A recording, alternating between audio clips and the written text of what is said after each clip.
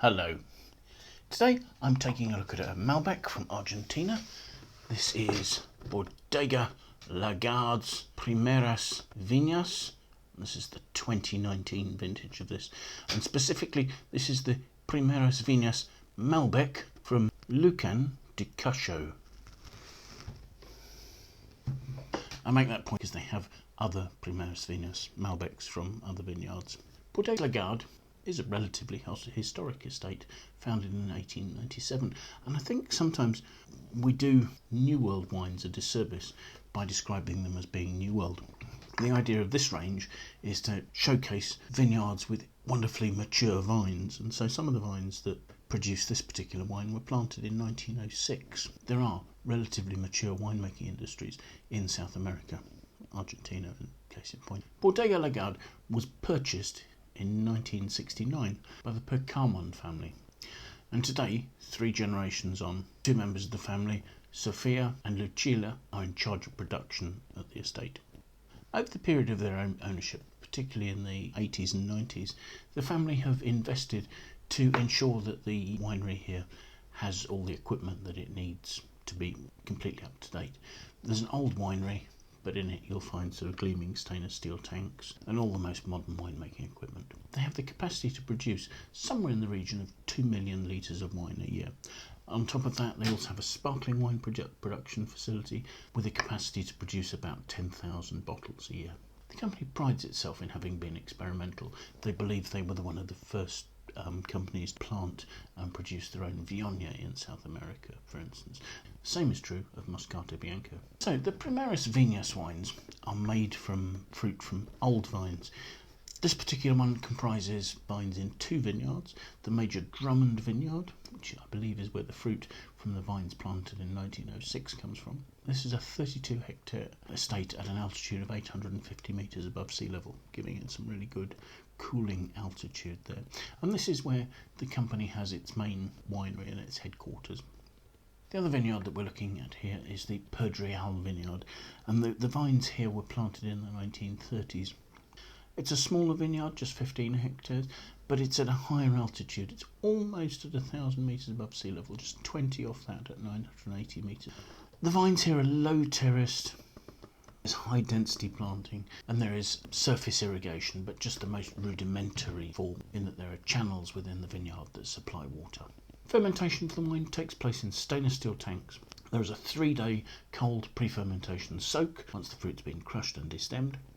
Indigenous yeasts are allowed to instigate the fermentations here. At the beginning of fermentation, there are daily pump-overs and rack and returns, just to control extraction of tannins and flavours and colours. Temperatures during fermentation are controlled to keep them down below 30-31 degrees centigrade.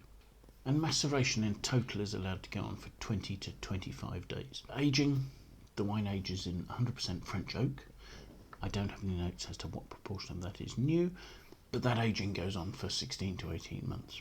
After bottling, the wine is placed in the estate cellars to age for a year prior to release. So let's have a look at it, shall we? There is a lovely dark ruby red, almost a black with a purple rim colour here.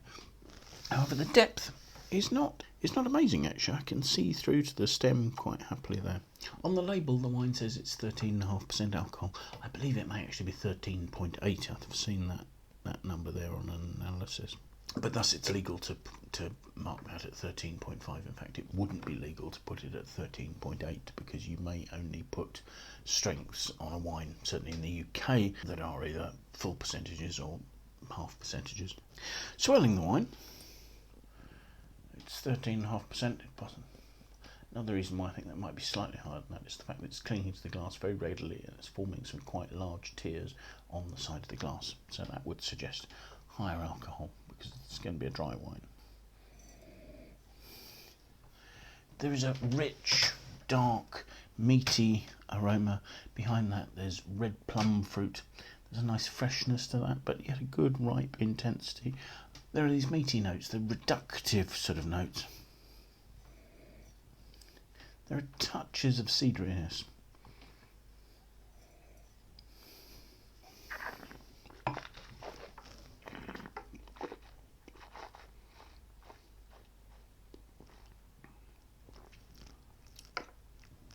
On the front palate, there's a real concentration, real sort of licoricey depth of flavour.